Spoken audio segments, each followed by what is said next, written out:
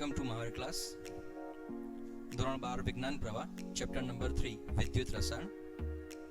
આજનો ટોપિક છે વિદ્યુત વિભાજન દરમિયાન વિદ્યુત ધ્રુવો ઉપર પ્રાપ્ત થતી નીપજો. વિદ્યાર્થી મિત્રો, જ્યારે પણ આપણે વિદ્યુત વિભાજન કોષની વાત કરીએ, એટલે તમારા શબ્દોમાં હું કહું તો મેં 10મા ધોરણમાં એવું ભણીને આવ્યા કે ઇલેક્ટ્રોપ્લેટિંગ ઘટના, એટલે કે કેથોડ ઉપર જે ધાતુ જમા થાય છે તે. તો જે કોષમાં કેથોડ ઉપર ધાતુ જમા થાય છે, બરાબર છે, આ પ્રકારના કોષને વિદ્યુત વિભાજન કોષ કહેવામાં આવે છે. આ પ્રકારના વિદ્યુત વિભાજન કોષ ઉપર વિદ્યુત ધ્રુવો ઉપર જે પણ નીપજો પ્રાપ્ત થાય છે એ કેટલાક ચોક્કસ પરિબળો ઉપર આધાર રાખે છે. તો પ્રશ્ન થાય, કયા કયા પરિબળો ઉપર? તો એમસીક્યુ માટે ધ્યાન રાખજો. તો વિદ્યુત વિભાજન દરમિયાન વિદ્યુત ધ્રુવો ઉપર જે પણ નીપજો પ્રાપ્ત થાય છે કેટલાક ચોક્કસ પરિબળો ઉપર આધાર રાખે છે. એમાંથી પહેલું છે કે વિદ્યુત વિભાજ્યની પ્રકૃતિ. તો વિદ્યુત વિભાજ્ય કેવા પ્રકારનો છે? પ્રબળ વિદ્યુત વિભાજ્ય છે કે નિર્બળ વિદ્યુત વિભાજ્ય છે, એના ઉપર આધાર રાખે. બીજું છે વિદ્યુત ધ્રુવ ઉપર. તો વિદ્યુત ધ્રુવો 3 પ્રકારના આવે: ધાતુના સક્રિય વિદ્યુત ધ્રુવ, ધાતુના નિષ્ક્રિય વિદ્યુત ધ્રુવ અને વાયુ વિદ્યુત ધ્રુવ. ચલો સક્રિય વિદ્યુત ધ્રુવની વાત કરીએ તો અહીંયા વિદ્યુત ધ્રુવોનું પોતાનું ઓક્સિડેશન કે રિડક્શન થાય. ઉદાહરણ તરીકે આપણે ગેલ્વેનિક કોષમાં જોયું, તો ગેલ્વેનિક કોષમાં શું થતું હતું? તો કે જે પણ ઝિંક વિદ્યુત ધ્રુવ છે એનું પોતાનું ઓક્સિડેશન થતું હતું, અને કોપર વિદ્યુત ધ્રુવનું પોતાનું શું થતું હશે? થતું હતું રિડક્શન. એનો મતલબ કે અહીંયા ધાતુઓનું પોતાનું શું થાય? ઓક્સિડેશન કે રિડક્શન. તો ધાતુ પોતે ઓક્સિડેશન કે રિડક્શન પામે તો આ પ્રકારના વિદ્યુત ધ્રુવને ધાતુના સક્રિય વિદ્યુત ધ્રુવ કહેવામાં આવે છે. પરંતુ નિષ્ક્રિય વિદ્યુત ધ્રુવ એટલે શું? તો કે ઉદાહરણ તરીકે અધાતુની વાત કરીએ તો કાર્બન અથવા તો ગ્રેફાઇટનો સળિયો, અને જો ધાતુની વાત કરીએ તો પ્લેટિનમનો સળિયો એ નિષ્ક્રિય વિદ્યુત ધ્રુવ તરીકે વર્તે છે. નિષ્ક્રિય વિદ્યુત ધ્રુવ એટલે શું? તો કે રેડોક્સ પ્રક્રિયા માત્ર સપાટી પૂરી પાડે છે, એનું પોતાનું ઓક્સિજન કે રિડક્શન થતું નથી. એટલે કે કાર્બન કે ગ્રેફાઇટના સળિયાનું પોતાનું રિડક્શન કે ઓક્સિડેશન થતું નથી. એ અન્ય પદાર્થો માટે માત્ર શું કરે છે? તો કે સંપર્ક સપાટી પૂરી પાડે છે. દ્રાવણની સાંદ્રતા 3 પ્રકારની હોય. 1, ક્યાં તો દ્રાવણ પીગલિત હોય. 2, ક્યાં તો દ્રાવણ સાંદ્ર હોય. 3, ક્યાં તો દ્રાવણ કેવું હોય? મંદ દ્રાવણ. એટલે અહીંયા દ્રાવણની સાંદ્રતા પણ વિદ્યુત ધ્રુવ પર કઈ નીપજ પ્રાપ્ત થશે તેના ઉપર આધારિત છે. અને છેલ્લું છે કે પસાર કરેલા વીજચાલક બળ ઉપર. એટલે આગળ આપણે ફેરાડેનો નિયમ ભણી ગયા કે વીજચાલક બળ વધુ પસાર કરીશું તો વધુ નીપજ મળશે, ઓછું પસાર કરીશું તો ઓછી નીપજ મળશે. આમ વિદ્યુત ધ્રુવો ઉપર પ્રાપ્ત થતી નીપજનો જથ્થો આ 4 પરિબળો ઉપર આધાર રાખે છે. તો આપણે એને હવે ઉદાહરણ દ્વારા સમજીએ. ફરીથી વિદ્યાર્થી મિત્રો, હમણાં હું જે ઉદાહરણ આપું છું, બરાબર છે, એ લગભગ 6 ઉદાહરણ આપીશ. 6 માંથી તમારી ચોપડીમાં ખાલી 2 જ ઉદાહરણ, એનસીઈઆરટીની જે ચોપડી છે એમાં ખાલી 2 જ એક્ઝામ્પલ આપેલા છે. બાકીના 4 એક્ઝામ્પલ જૂના સિલેબસના છે. અને જૂના સિલેબસના એટલા માટે કરાવું છું કે જ્યારે પણ તમે રેફરન્સ વર્ક કરશો ત્યારે તમને આમાંથી જ સવાલ મળશે. અને જો આમાંથી કોઈ દાખલો પૂછાશે, હમણાં આગળ આપણે જોયો કે ફેરાડેના નિયમનો દાખલો, ત્યાં સોડિયમ સલ્ફેટની વાત કરી હતી આપણે. ત્યાં સોડિયમ સલ્ફેટમાં મેં તમને કીધું હતું કે પાણીનું જ રિડક્શન થાય છે અને પાણીનું જ ઓક્સિડેશન થાય છે. તો તમને પ્રશ્ન થાય કે સોડિયમ સલ્ફેટનું દ્રાવણ છે, પછી પાણીનું રિડક્શન કે ઓક્સિડેશન કેવી રીતે થાય? તો એનો જવાબ આપણને અહીંથી મળશે. એટલે કેટલાક કન્સેપ્ટ એવા હોય કે જે આપણે ભણવા જરૂરી છે, તો જ આપણને દાખલાની અંદર એની અગત્યતા સમજાય. એટલે આપણે આ ભણવું જરૂરી છે. ફરીથી કહી દઉં છું વિદ્યાર્થી મિત્રો, એનસીઈઆરટીની જે આપણી નવા સિલેબસની ચોપડી છે એમાં 2 જ એક્ઝામ્પલ આપેલા છે. અહીંયા મેં તમને 6 એક્ઝામ્પલ આપીને એ જ વસ્તુ ડિટેલમાં સમજાવી છે. એટલે આ વસ્તુ અગત્યની છે ને દાખલામાં આવશે. ખાસ કરીને ફેરાડેના નિયમમાં આપણને જરૂર પડશે આની. એટલે આ સમજવું અગત્યનું છે. ઓકે, શરૂઆત કરીએ છીએ કે વિદ્યુત ધ્રુવો ઉપર પ્રાપ્ત થતી નીપજ, બરાબર છે. તો એની અંદર પહેલું દઈએ છે કે પીગાળેલા NaCl નું દ્રાવણ. ચલો પીગલિત NaCl નું દ્રાવણ લઈએ તો એક વિદ્યુત વિભાજન કોષ લઈએ. આ વિદ્યુત વિભાજન કોષમાં વિદ્યુત વિભાજનના દ્રાવણ તરીકે પીગલિત NaCl લઈએ. ચલો શબ્દો ઉપર ધ્યાન આપજો. તો એની સાંદ્રતા, દ્રાવણની સાંદ્રતા, કેવું દ્રાવણ છે? તો કે પીગલિત દ્રાવણ છે. અને તેનું વિદ્યુત વિભાજન કરવામાં આવે તો શું થાય? તો કે સૌથી પહેલા એક કોષ લેવામાં આવે, વિદ્યુત વિભાજન કોષ લેવામાં આવે. આ વિદ્યુત વિભાજન કોષમાં પીગલિત NaCl નું દ્રાવણ લેવામાં આવે છે અને સ્ટીલનો સળિયો કેથોડ તરીકે અને ગ્રેફાઇટનો સળિયો એનોડ તરીકે લેવામાં આવે છે. વિદ્યાર્થી મિત્રો, આ શબ્દ ધ્યાન રાખજો કે જ્યારે પીગલિત NaCl નો સળિયો લેવામાં આવે ત્યારે કેથોડ તરીકે શેનો સળિયો લેવામાં આવે છે? તો કે કેથોડ તરીકે સ્ટીલનો સળિયો લેવામાં આવે અને એનોડ તરીકે ગ્રેફાઇટનો સળિયો લેવામાં આવે છે. તો શું થાય? તો કે જે પણ કેથોડ વિદ્યુત ધ્રુવ છે એના ઉપર રિડક્શનની પ્રક્રિયા થાય, એટલે કે સોડિયમનું રિડક્શન થાય છે અને એનોડ ઉપર ક્લોરીનનું શું થાય છે? ઓક્સિડેશન થઈને ક્લોરીન વાયુ છૂટો પડે છે. એટલે કે કેથોડ ઉપર સોડિયમ ધાતુ છૂટી પડે અને એનોડ ઉપર ક્લોરીન વાયુ છૂટો પડે છે. કેવી રીતે? તો એની કોષ પ્રક્રિયા જોઈએ. ચલો, એનોડ ઉપર શું થાય? તો કે જે પણ Cl- આયન છે, તો જે પણ Cl- આયન છે એ Cl- માંથી શું થશે? તો કે એક ઇલેક્ટ્રોન પ્રક્રિયા દરમિયાન છૂટો પડશે. તો ઇલેક્ટ્રોન છૂટો પડે એ પ્રક્રિયાને શું કહેવાય? ઓક્સિડેશન. અને ઓક્સિડેશન હંમેશા ક્યાં થાય? એનોડ ઉપર. ચલો, ક્લોરીનમાંથી એક ઇલેક્ટ્રોન છૂટો પડ્યો તો સોડિયમ શું કરે? તો કે સોડિયમ એ આ ઇલેક્ટ્રોનને મેળવીને શું પામશે? રિડક્શન પામશે. તો રિડક્શન ક્યાં થાય? કેથોડ ઉપર. એટલે કે Na+ plus electron gives sodium solid. તો અહીંયા આપણને કેથોડ ઉપર સોડિયમ ધાતુ રિડક્શન પામીને શું થશે? જમા થશે. હવે કુલ પ્રક્રિયાને આપણે ભેગી કરીએ તો એનોડ અને કેથોડની પ્રક્રિયા ભેગી કરીએ તો કુલ કોષ પ્રક્રિયામાં શું થશે? તો કે આ બંને ઇલેક્ટ્રોન ઉડી જશે. તો બાકી જે પણ કોષ પ્રક્રિયા છે તો કે NaCl gives Na solid plus Cl2 gas થઈ ગયું.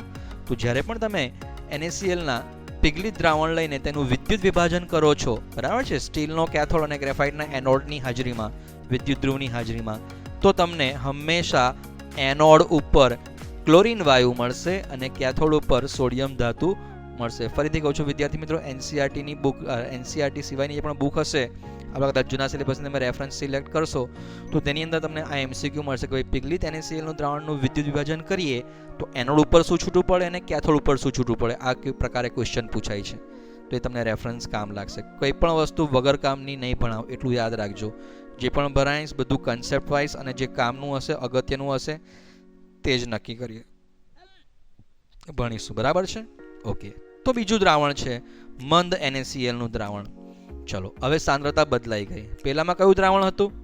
પિઘલિત. હવે શું છે? મંદ. તો મંદ NaClના જલીય દ્રાવણનું વિદ્યુત વિભાજન કરવામાં આવે. હવે અહીંયા એનોડ અને કેથોડ બંને સળિયા ગ્રેફાઇટના લેવાના. તો અહીંયા ગ્રેફાઇટનો સળિયો નિષ્ક્રિય ધ્રુવ તરીકે વર્તશે. જે પણ ઓક્સિજન રિડક્શન થશે કોનું થશે? તો કે મંદ HClના જલીય દ્રાવણનું થશે. બરાબર છે? ગ્રેફાઇટના વિદ્યુત ધ્રુવો તો માત્ર રેડોક્સ પ્રક્રિયા માટે સંપર્ક પૂરો પાડશે, એનું પોતાનું ઓક્સિજન રિડક્શન થશે નહીં. ઓકે. તો અહીંયા શું થાય? તો કે જ્યારે પણ તમે મંદ NaClનું દ્રાવણ લો તો આગળ તમે પિઘલિતનું લીધું હતું, અહીંયા શું લીધું છે? મંદ NaCl. તો દ્રાવણ તો સેમ જ છે, ખાલી એની સાંદ્રતા બદલાઈ ગઈ છે. તો અહીંયા મંદ NaClના જલીય દ્રાવણનું વિદ્યુત વિભાજન કરવામાં આવે છે ત્યારે શું થાય?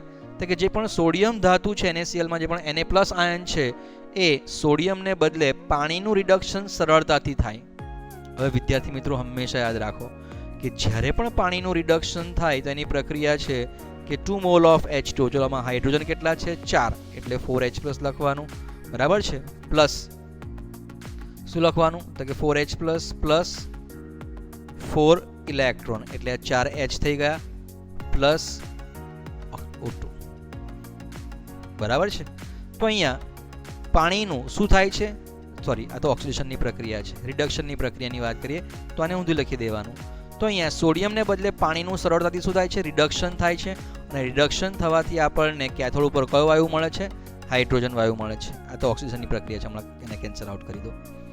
અને એ જ પ્રમાણે ક્લોરીનના બદલે પાણીનું સરળતાથી ઓક્સિડેશન થાય છે. તો હવે આ પ્રક્રિયા ધ્યાનમાં રાખો.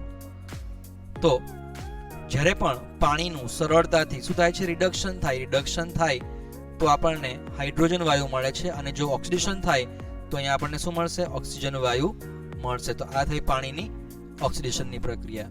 તો ભલે અહીંયા દ્રાવણ NaClનું છે પણ NaClમાં Na અને Clનું બંનેમાંથી એકનું પણ ઓક્સિજન રિડક્શન થતું નથી. સોડિયમને બદલે પાણીનું રિડક્શન થાય છે અને કેથોડ ઉપર હાઇડ્રોજન વાયુ મળે છે. એ જ પ્રમાણે ક્લોરીનને બદલે પાણીનું જ ઓક્સિડેશન થાય છે અને એનોડ ઉપર આપણને શું મળે છે?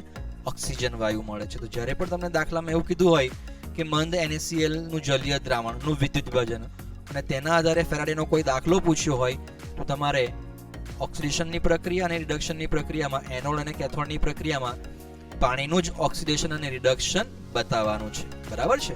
જોઈ શકો છો તમે પ્રક્રિયામાં. ચલો, કેથોડ ઉપર પાણીનું શું થાય? રિડક્શન થાય. રિડક્શનમાં શું થાય? ઇલેક્ટ્રોન ઉમેરાય. બરાબર છે ને? તો અહીંયા શું થશે? તો કે કેથોડમાં ઇલેક્ટ્રોન ઉમેરાશે એટલે પાણીનું રિડક્શન થયું રિડક્શન થઈને કેથોડ ઉપર કયો વાયુ છૂટો પડે છે? હાઇડ્રોજન. ચલો એ જ પ્રમાણે એનોડ ઉપર શું થશે? ઓક્સિડેશન થશે. ઓક્સિજનમાં શું થશે? ઓક્સિજન વાયુ છૂટો પડશે. થઈ ગયું. તો અહીંયા મંદ NaCl ના જલીય દ્રાવણનું વિદ્યુત વિભાજન કરવામાં આવે તો ફરીથી કહું છું, કેથોડ ઉપર હાઇડ્રોજન વાયુ અને એનોડ ઉપર ઓક્સિજન વાયુ છૂટો પડે છે. તો ત્રીજી પ્રક્રિયાની વાત કરીએ તો અહીંયા તમને એક નોંધ આપી છે. જુઓ કે NaCl ના જલીય દ્રાવણનું વિદ્યુત વિભાજન એ ખરેખર તો કોનું છે?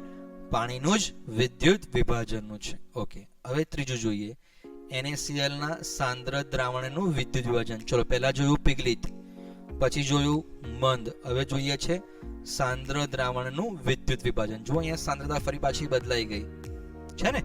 ઓકે, હવે આ વસ્તુ આપણી NCERT ની ચોપડીમાં આપી છે એટલે આપણે એનો બરાબર અભ્યાસ કરીશું. તો NaCl ના સાંદ્ર જલીય દ્રાવણનું વિદ્યુત વિભાજન. તો અહીંયા જુઓ સાંદ્ર દ્રાવણ છે. સાંદ્ર દ્રાવણ એટલે એની અંદર દ્રવ્યનું પ્રમાણ કેવું હશે? વધારે હશે. ચલો શરૂઆત કરીએ. તો NaCl નું આયનીકરણ કરીએ તો પાણીની અંદર શું છૂટું પડશે? તો કે Na+ આયન અને Cl- આયન છૂટા પડશે. તો NaCl ના સાંદ્ર દ્રાવણનું જો તમે વિદ્યુત વિભાજન કરો તો આપણને એનોડ ઉપર ક્લોરીન વાયુ મળશે. એટલે કે જે પણ ક્લોરીન છે એ ક્લોરીનનું શું થશે? ઓક્સિડેશન થશે, એમાંથી ઇલેક્ટ્રોન છૂટા પડશે. અને કેથોડ ઉપર સોડિયમના બદલે પાણીનું રિડક્શન થશે અને પાણીનું રિડક્શન થઈને આપણને કયો વાયુ મળશે? હાઇડ્રોજન. તો અહીંયા આપણે ધ્યાન રાખીશું કે જ્યારે પણ NaCl ના સાંદ્ર દ્રાવણનું વિદ્યુત વિભાજન કરવામાં આવે છે ત્યારે એનોડ ઉપર ક્લોરીન વાયુ અને કેથોડ ઉપર શું મળે છે? હાઇડ્રોજન વાયુ મળે છે. ચલો કુલ પ્રક્રિયાની વાત કરીએ તો એનોડ અને કેથોડની પ્રક્રિયાનો સરવાળો કરીએ તો અહીંયા શું મળશે? તો કે NaCl, પછી H2O, આ Cl- અને આ Cl- ગયો, બાકી શું રહ્યું? તો કે Na+, OH-, હાઇડ્રોજન અને ક્લોરીન. થઈ ગયું. તો અહીંયા દ્રાવણમાં Na+ અને OH- આયન જોડાઈને દ્રાવણ પ્રક્રિયાના અંતે જે પણ વિદ્યુત વિભાજન પ્રક્રિયા છે એ પ્રક્રિયાના અંતે આપણને દ્રાવણ તરીકે શું મળશે? સોડિયમ હાઇડ્રોક્સાઇડનું દ્રાવણ મળશે. ચલો સોડિયમ હાઇડ્રોક્સાઇડનું જે પણ દ્રાવણ છે એની જે પણ pH છે એ pH 7 કરતાં કેવી છે? વધારે. એટલે ધેટ મીન્સ કે પ્રક્રિયાના અંતે જે પણ દ્રાવણ મળશે દ્રાવણ કેવું હશે? બેઝિક દ્રાવણ હશે. તો આ વેરી મોસ્ટ IMP પોઈન્ટ છે કે સાંદ્ર NaCl ના દ્રાવણના વિદ્યુત વિભાજનના અંતે આપણને દ્રાવણ કેવું મળશે? એસિડિક મળશે, બેઝિક મળશે કે ન્યુટ્રલ મળશે? તો કે બેઝિક મળશે. શા માટે બેઝિક મળશે? તો કે પ્રક્રિયાના અંતે દ્રાવણમાં શું ઉત્પન્ન થાય છે? તો કે Na+ અને OH- આયન. તો આ બે ભેગા થઈને શું બનાવશે? NaOH નું દ્રાવણ બનાવશે, એટલે કે બેઝિક દ્રાવણ બનાવશે. એટલે વિદ્યાર્થી મિત્રો આ જે વિદ્યુત વિભાજન છે તે અગત્યનું છે. તો અહીંયા NaCl ના દ્રાવણનું જો આપણે વિદ્યુત વિભાજન ગ્રેફાઇટના વિદ્યુત ધ્રુવોની હાજરીમાં કરીએ તો અહીંયા સાંદ્ર દ્રાવણમાં Cl- આયનનું પ્રમાણ વધુ છે. ચલો Cl- આયનનું પ્રમાણ વધુ છે એટલે પાણીના બદલે ક્લોરીનનું ઓક્સિડેશન કેવું થશે? સરળતાથી થશે. શબ્દો પર ધ્યાન આપજો. સાંદ્ર દ્રાવણમાં Cl- આયનનું પ્રમાણ વધુ હોવાથી પાણીના બદલે ક્લોરીન આયનનું શું થશે? ઓક્સિડેશન થશે અને એનોડ ઉપર આપણને કયો વાયુ મળશે? ક્લોરીન. જ્યારે Na+ ની સરખામણીમાં પાણીનું રિડક્શન વધુ સરળતાથી થતું હશે. ચલો સમજાવું છું. પાણી એક બાજુ Na અને એક બાજુ Cl. તો પાણીની સરખામણીમાં ક્લોરીનનું ઓક્સિડેશન સરળતાથી થાય છે. ચલો ઓક્સિડેશન સરળતાથી થાય છે એટલે આપણને એનોડ ઉપર કયો વાયુ મળશે? ક્લોરીન વાયુ મળશે. પરંતુ પાણીની સરખામણીમાં સોડિયમનું રિડક્શન મુશ્કેલીથી થાય છે.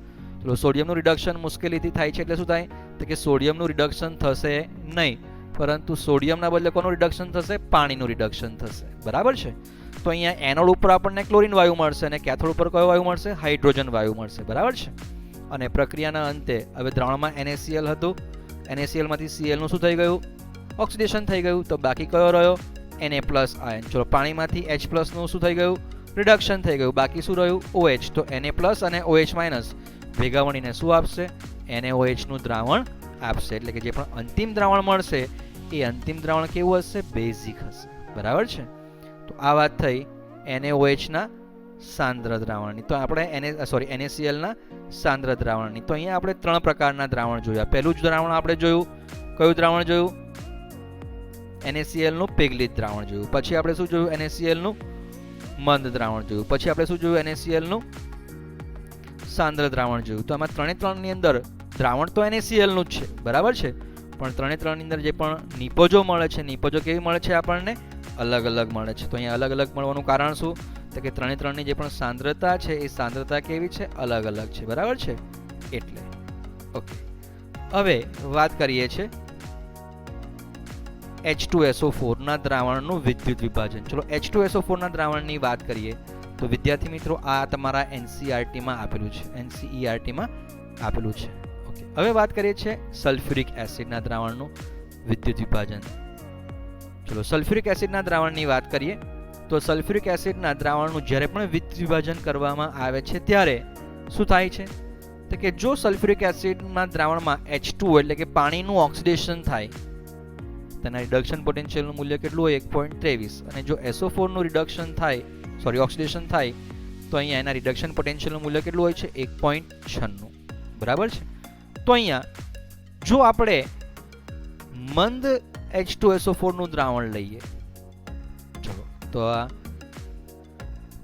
દ્રાવણ સલ્ફ્યુરિક એસિડનું તો ખરું, પણ કેવું છે? મંદ દ્રાવણ છે. તો મંદ સલ્ફ્યુરિક એસિડના દ્રાવણનું જો આપણે વિદ્યુત વિભાજન કરવામાં આવે તો શું થાય? તો કે પાણીનું ઓક્સિડેશન થાય અને એનોડ ઉપર આપણને હાઇડ્રોજન વાયુ મળે. મંદ H2SO4 ના દ્રાવણનું વિદ્યુત વિભાજન કરવામાં આવે છે ત્યારે H2O નું ઓક્સિડેશન થઈને આપણને એનોડ ઉપર શું મળે છે? H2 વાયુ મળે છે. વિદ્યાર્થી મિત્રો આપણે ભણી ગયા પાણીનું વિદ્યુત વિભાજન. તો શુદ્ધ પાણીનું વિદ્યુત વિભાજન શક્ય નથી, પરંતુ જો એ પાણીની અંદર થોડુંક એસિડ ઉમેરવામાં આવે તો જો તમે આ પાણીની અંદર થોડુંક H2SO4 ઉમેરી દો તો શું બની જાય? H2SO4 નું મંદ દ્રાવણ બની જાય. અને H2SO4 નું મંદ દ્રાવણ બને એટલે આપણને એનોડ ઉપર કયો વાયુ છૂટો પડશે? હાઇડ્રોજન વાયુ. પણ જો તમે સલ્ફ્યુરિક એસિડનું સાંદ્ર દ્રાવણ લો અને તેનું વિદ્યુત વિભાજન કરો તો અહીંયા પાણીના બદલે SO4 - 2 નું શું થશે? ઓક્સિડેશન થશે અને તમને શું મળશે? H2O8 - 2 મળશે. ખ્યાલ આવી ગયો? તો આ વસ્તુને જરા ધ્યાનમાં રાખજો. ઓકે, આગળ જઈએ. ત્યારબાદ છે સોડિયમ સલ્ફેટના દ્રાવણનું વિદ્યુત વિભાજન. ચલો જે પણ સોડિયમ સલ્ફેટના દ્રાવણનું વિદ્યુત વિભાજન છે તો એ આગળ જોયું તે પ્રમાણે મંદ NaCl જેવું જ, કે જે પણ સોડિયમ સલ્ફેટના જલીય દ્રાવણનું વિદ્યુત વિભાજન છે એ ગ્રેફાઇટના વિદ્યુત ધ્રુવો વડે કરવામાં આવે છે. તો અહીંયા સોડિયમ અને સલ્ફેટ બંનેમાંથી કોઈનું પણ ઓક્સિડેશન કે રિડક્શન થતું નથી. એના બદલે પાણીનું જ ઓક્સિડેશન થાય છે અને પાણીનું જ શું થાય છે? રિડક્શન. તો સેમ આગળની પ્રક્રિયા કે પાણીનું ઓક્સિડેશન થાય તો એનોડ ઉપર આપણને ઓક્સિજન વાયુ મળે અને પાણીનું રિડક્શન થાય તો આપણને કેથોડ પર શું મળે છે? હાઇડ્રોજન વાયુ. તો એનોડ ઉપર આપણને ઓક્સિજન વાયુ મળે અને કેથોડ ઉપર આપણને કયો વાયુ મળે છે? હાઇડ્રોજન વાયુ મળે છે.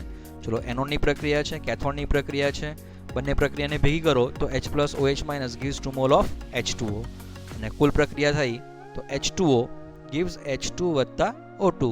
તો આપણને કેથોડ ઉપર હાઇડ્રોજન વાયુ મળશે અને એનોડ ઉપર કયો વાયુ મળશે? ઓક્સિજન વાયુ મળશે. થયું? તો આ થયું આપણું વિદ્યુત વિભાજન દરમિયાન વિદ્યુત ધ્રુવો ઉપર પ્રાપ્ત થતી નિપજનો જથ્થો. તો અહીંયા આપણે દરેક જગ્યાએ સાંદ્રતાની વાત કરી કે સાંદ્રતા બદલીએ એટલે શું થાય? તો કે વિદ્યુત ધ્રુવો પર પ્રાપ્ત થતી નિપજ બદલાઈ જાય. હવે એક ઉદાહરણ એવું જોઈએ કે જ્યાં સાંદ્રતા તો સેમ રહે પણ વિદ્યુત ધ્રુવ બદલાઈ જાય. શું થાય? સાંદ્રતા તો સરખી રાખીએ પણ અહીંયા જે વિદ્યુત ધ્રુવ છે એ વિદ્યુત ધ્રુવ બદલાઈ જાય તો પણ એની નિપજ બદલાઈ જાય. કેવી રીતે? તો અહીંયા આપણે એક ઉદાહરણ લઈશું કોપર સલ્ફેટના દ્રાવણનું વિદ્યુત વિભાજન. તો કોપર સલ્ફેટના દ્રાવણનું વિદ્યુત વિભાજન કરવામાં આવે છે તો અહીંયા એનોડ અને કેથોડ તરીકે શું લેવામાં આવે? તો અહીંયા એક વખત આપણે એનોડ તરીકે અશુદ્ધ કોપરનો સળિયો લઈએ. ચલો શબ્દો ઉપર ધ્યાન આપજો. તો હવે દ્રાવણ સરખું અને વિદ્યુત ધ્રુવો બદલી નાખીએ. પેલામાં શું હતું કે વિદ્યુત ધ્રુવો લગભગ બધામાં સરખા હતા અને દ્રાવણ બદની સાંદ્રતા બદલાતી હતી. હવે અહીંયા સાંદ્રતાના બદલે આપણે શું બદલી નાખીશું? તો સાંદ્રતાના બદલે આપણે હવે જે પણ વિદ્યુત ધ્રુવો છે એ વિદ્યુત ધ્રુવોને આપણે બદલી નાખીશું. તો અહીંયા એનોડ તરીકે અશુદ્ધ કોપરનો સળિયો લેવામાં આવે અને કેથોડ તરીકે શુદ્ધ કોપરનો સળિયો લેવામાં આવે અને કોપર સલ્ફેટના દ્રાવણનું વિદ્યુત વિભાજન કરવામાં આવે છે. તો શું થાય? તો કે જે પણ કેથોડ તરીકે શુદ્ધ કોપર છે તો એ કેથોડ ઉપર ધાતુ જમા થશે. તો અહીંયા Cu+2 આયન એટલે કે કોપર સલ્ફેટમાં રહેલા જે પણ Cu+2 આયન છે એ Cu+2 આયન શું કરશે કે 2 ઇલેક્ટ્રોનનો સ્વીકાર કરશે અને કોપર સોલિડમાં રૂપાંતર પામશે, એટલે કે કેથોડ ઉપર શુદ્ધ કોપર જમા થશે. એનોડ ઉપર શું થશે તો કે એનોડ ઉપર પણ કોપરનો સળિયો છે, પણ એ કેવો છે? અશુદ્ધ કોપરનો સળિયો છે. અને અશુદ્ધ કોપરનો સળિયો છે એટલે એની અંદર શું છે? અશુદ્ધિ રહેલી હોય. અશુદ્ધિ રહેલી હોય એટલે શું થાય તો કે એની અંદરથી Cu+2 આયન છૂટા પડે. ચલો Cu+2 આયન છૂટા પડે એ દ્રાવણમાં જાય અને કેથોડ પાસેથી 2 ઇલેક્ટ્રોન મેળવીને કેથોડ ઉપર શું થાય છે? જમા થાય છે. તો આમ સમગ્ર પ્રક્રિયા દરમિયાન શું થાય તો કે સમગ્ર પ્રક્રિયા દરમિયાન આપણને અશુદ્ધ કોપરમાંથી શુદ્ધ કોપર મળે છે. તો ધાતુ કર્મ વિધિમાં અશુદ્ધ કોપરમાંથી આપણે શુદ્ધ કોપર મેળવવું હોય તો વિદ્યુત વિભાજન પદ્ધતિની મદદથી આપણે મેળવી શકીએ છીએ. ઓકે વિદ્યાર્થી મિત્રો, એક અગત્યની બાબત કે જ્યારે પણ આપણે કોપરનું વિદ્યુત વિભાજન કરીએ છીએ ત્યારે કોપર સાથે કેટલીક અન્ય અશુદ્ધિઓ પણ રહેલી હોય. ફોર એક્ઝામ્પલ ગોલ્ડ અને પ્લેટિનમની. તમને ખબર છે કે આ ખૂબ જ મોંઘી ધાતુઓ છે. તો કોપરની અંદર ગોલ્ડ અને પ્લેટિનમની અશુદ્ધિ આવેલી હોય અને આ બે એવી ધાતુ છે કે જે રેડોક્સ પ્રક્રિયા અનુભવતી નથી. ને રેડોક્સ પ્રક્રિયા અનુભવતી નથી એટલે શું થાય તો કે જે પણ એનોડ વિદ્યુત ધ્રુવ છે એ એનોડ વિદ્યુત ધ્રુવના તળિયે જમા થાય છે. ચલો એનોડ વિદ્યુત ધ્રુવના તળિયે જમા થાય છે એટલે તેને એનોડ પંખ તરીકે ઓળખવામાં આવે છે. ઇંગ્લિશમાં એને એનોડ મડ કહેવાય. તો એનોડ વિદ્યુત ધ્રુવની નીચે આવી ધાતુઓ કે જે રેડોક્સ પ્રક્રિયા અનુભવતી નથી તે જમા થાય છે એટલે તેને ગુજરાતીમાં એનોડ પંખ કહેવાય અને ઇંગ્લિશમાં એને શું કહેવાય? એનોડ મડ કહેવામાં આવે છે. થઈ ગયું? તો કોપરનું આપણે વિદ્યુત વિભાજન કર્યું. અશુદ્ધ કોપર એનોડ તરીકે લઈએ અને શુદ્ધ કોપર કેથોડ તરીકે લઈએ તો આપણને કેથોડ ઉપર શું મળશે તો કે કોપર ધાતુ જમા થયેલી જોવા મળશે. પણ સેમ કોપર સલ્ફેટના દ્રાવણનું જો આપણે વિદ્યુત વિભાજન કરીએ, પણ હવે આપણે વિદ્યુત વિભાજનમાં આપણે શું કરીશું તો કે વિદ્યુત ધ્રુવો બદલી નાખીશું. તો આગળ આપણે અશુદ્ધ કોપર અને શુદ્ધ કોપર લીધા હતા વિદ્યુત ધ્રુવ તરીકે. હવે આપણે શું લઈશું તો કે પ્લેટિનમના વિદ્યુત ધ્રુવો. દ્રાવણ એ જ, ફરીથી કહું છું દ્રાવણ એ જ. હવે આપણે શું કરી નાખ્યું?